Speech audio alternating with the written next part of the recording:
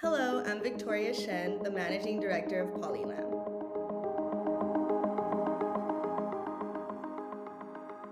I'm excited to introduce our next guest, Victoria Shen, Managing Director of PoliLam. This is truly an innovative company that you're going to love to hear this story. Please share with us not just your own personal journey, but also that of PoliLam. Let us know how you got here today. So, my story is a little interesting. It's not the traditional HPL story. About 13 years ago, I met my now husband, who was kind of born into the laminate world with his parents founding a HPL and compact manufacturer over 30 years ago. When it was time for the second generation to take over the company, I decided to focus my career into laminate together with him, and we started our own brand, PoliLam.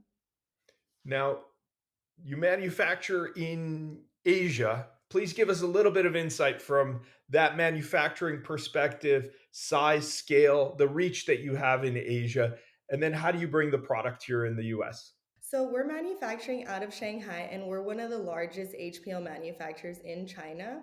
We're founded over 30 years ago, but it was 5 years ago that my father-in-law decided he wanted to build a new manufacturer behind the old one. And we built a six-story, completely enclosed factory where we used new machinery, all of the latest technology, and also energy efficiency and having all of the latest technology. The square footage is 300,000 square meters, so over a million square feet. Totally automated. We go through levels and just try to envision that, with the future of labor getting more expensive, we wanted to have as much automation available and kind of get ahead of the issues that we foresee. Now, this is where it gets really interesting. You and your husband are here in the US, and instead of selling these laminates to other companies to go out and distribute it for you, you decided to start your own brand. And Material Bank played some kind of pivotal role for that. Tell me how you discovered Material Bank, and then tell us how the idea of PoliLam came about in utilizing Material Bank as that launch platform. So the first time I heard about Material Bank is through Interior Design Magazine. I was skimming through and I saw Material Bank and I looked it up and I thought about it a while. And then it was 1 year later that I decided this is what I have to do. So I remembered Material Bank, got in contact with Mike, and just decided I'm launching. And at that time, I was still based in Shanghai. So it was 10 p.m. at night. I got on the call and I said, I'm ready to do this. So you spoke with Mike Ruskin, who's been here forever, one of our core team members, and you said to Mike, "I'd like to launch PoliLam in the United States," when you weren't even here yet. And tell us how that started. You launched on the platform. What was surprising to you having come here and started a launch literally from the beginning days and launching it on the platform before you even moved to the US? So in our industry, things take time, right? A project gets specified and maybe you won't see the order until 1 year, 2 years later. We had an order within 3 months. And then I really had the fire under me. So the first thing I did was start the warehouse, start our distribution center, and stock every design that we hold in our catalog in Houston. This is a remarkable story. So you got the first order from Material Bank in 3 months, and then you decided to open a warehouse and move to the US. We're responsible for your move to the US. So the vision to move to the US was there. The speed that Material Bank let us grow changed everything. I thought it was going to be a much slower process where I was going to kind of be more risk aversion and do things calmly. And but after the first sale, I said, we've opened up a can of worms. We got to go because the leads are coming in every day. And maybe that was a project that was quick and they maybe needed something and PoliLam was it, but this is going to keep happening. And sure enough, it did. After the 3 month mark, a lot of small orders just coming in, coming in. Incredible story. So lots of small orders kept piling in. Did big orders come as well? Yes. We had a nice order in LA, which has to do something with MBA, which was my most exciting project because we love the MBA. Like, who doesn't? So that was really exciting. And that project was through Material Bank, and that was a decent sized project. And luckily, because of all of the data that I had from Material Bank, that color was in stock, was ready to go.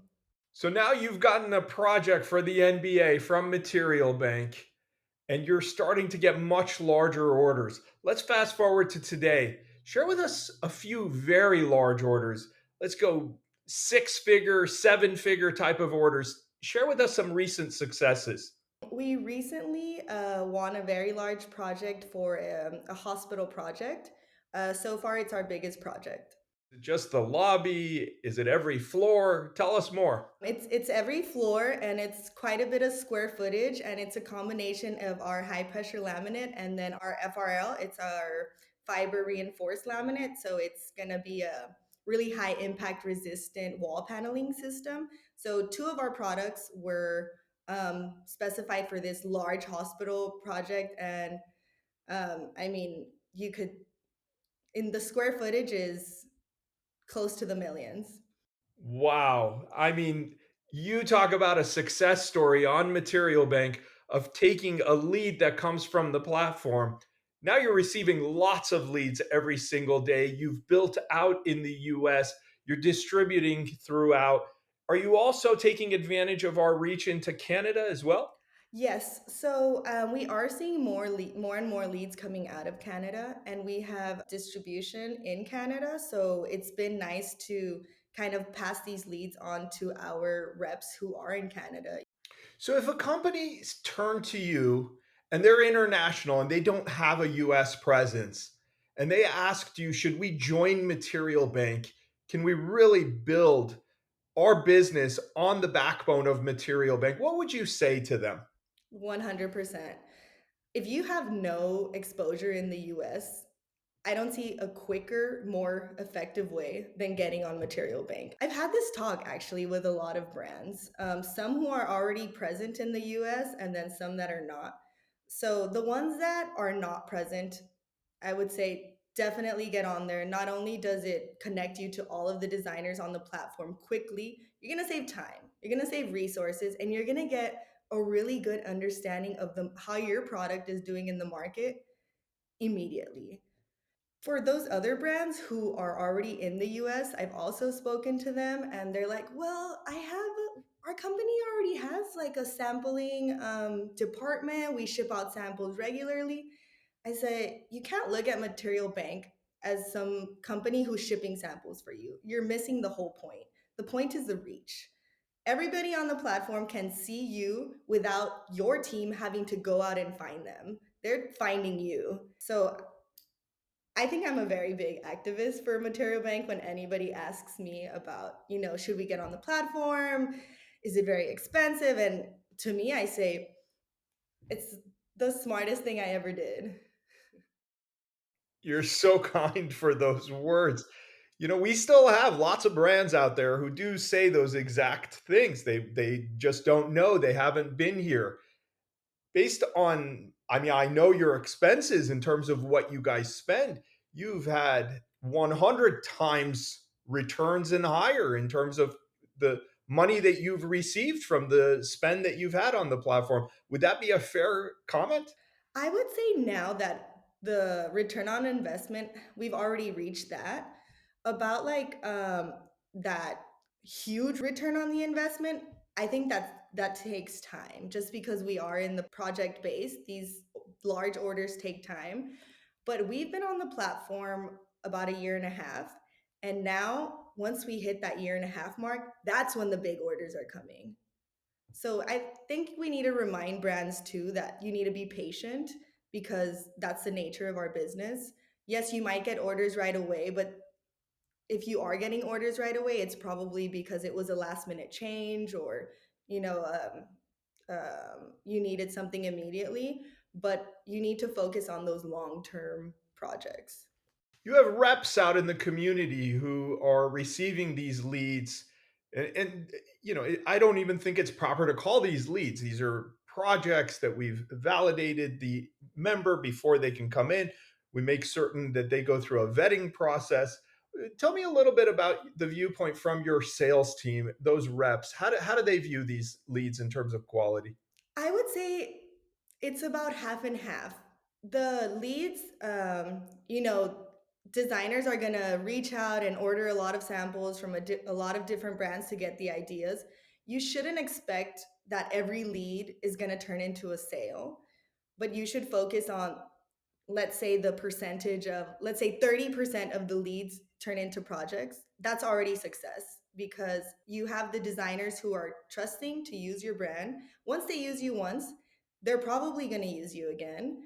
And the exposure. So maybe I only had 30% of leads turn into projects, but from those designers who selected us, I know that's going to be a return. It's amazing the precision. So you're actually tracking that percentage that are converting. How are you doing that? What type of technology do you utilize? Because you certainly receive a lot of leads. Do you use a CRM? And tell us a little bit about that workflow. We use a CRM, we use Salesforce, but because we distribute everything directly, every time there's an order, we project track. So before quoting, before shipping out an order, we ask all of the information about the project, and then we can confirm where it came from. So if it's from Material Bank, it's already in our data. We just look it up, compare the project information. Right now, we are at the point where we can control everything because we're not going through distribution. And that's really important to us, to be able to project track every order. So I'd love to get a little bit of insight from you from your position in sustainability. As you know, this community is always searching for sustainable solutions. Tell us a little bit about PoliLam solutions there. So, of course, we make sure that we have all of the certification: Green Guard Gold, FFC. Now I'm going through a really long process, all about, having our product material health very transparent. So, on that end of making sure we're up to date on the certification side. And then, of course, the lowest VOC emission possible when it comes to laminate. So we do have one collection that's completely formaldehyde free in the surface. That's our A surfaces. Since it's made with EB technology, electron beam curing, there's no formaldehyde in the surface. So we're always adapting, like the latest technology, the latest innovations when it comes to new materials, new raw materials. Addition to that, we make sure that the suppliers that we work with, if they have a new type of product that maybe has more recycled content, most of our suppliers are coming out of Europe, so they're ahead of it. We like to work with suppliers that are constantly changing, and being innovative like us. We like to adapt every technology. If there's something new for laminate, we want to know about it, we want to try it. And as the manufacturer owner, it's easier to actually make this happen without all of the steps of bureaucracy, which goes back to what I mentioned about this new manufacturer that we built.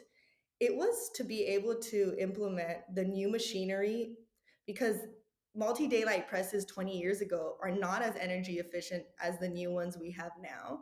So just adapting and changing and moving. On behalf of the entire team at Material Bank, I want to thank you, Victoria, and your entire team. It is such a pleasant surprise to hear how you launched in the US, your kind words, and we wish nothing but continued success for you and your entire organization. Thank you.